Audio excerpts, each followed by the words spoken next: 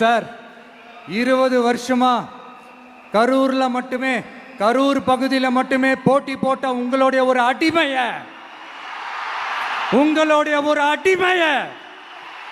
ஏன் கோயம்புத்தூர் வரைக்கும்,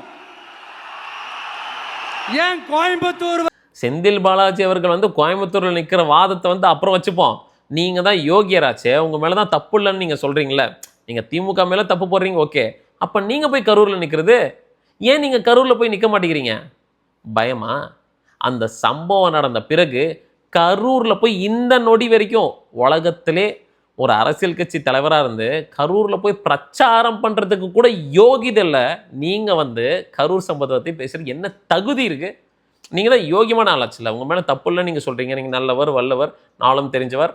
அப்ப நீங்க போய் நிக்கிறது கரூர்ல. சரி, உங்களால நிக்க முடியலனா உங்களுடைய கொத்தடிமையா இருக்கார்ல அந்த புஷி ஆனந்த், அவரை போய் நிக்க வைக்கிறது. இல்லை அந்த அம்மாவாசை ஆதவர்ஜனா, இந்த வளர்ந்தவர் ஒட்டகமாக இருக்கார்ல, அவரை போய் நிற்க வைக்கிறது. ஏன்? தோத்துருவான் பயம் இருக்குல்ல. நீங்கள் யோகியனாக இருந்தால் போய் நிற்க வச்சிருக்கணும்ல. நீ அயோக்கியனாக இருக்கிறனால தானே, நீங்கள் ஒரு முள்ள மாதிரி முடிச்ச வைக்க இருக்கிறனால தானே போய் அங்கே நிற்க வைக்கிறதுக்கு துப்பு இல்லை. நீங்கள் என்ன திமுகவை பற்றி விமர்சனம் பண்ணிட்டு இருக்கீங்க? செந்தில் பாலாஜி அவருக்கு தான் கோயம்புத்தூர் போயிட்டார்ல. ஸோ கோயம்புத்தூரில் போய் செந்தில் பாலாஜிக்கு எதிராக நீங்கள் நிற்க வேண்டியது ஏன்?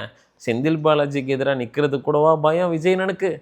அவ்வளோ பெரிய பயந்தாங்கோலியா, தொடநடுங்கியா, இப்படி முதுகெலும்பில்லாதவரா? ஏன் செந்தில் பாலாஜினா பயமா? பயம் எப்படி வேலை செய்து பாத்தியா பயா?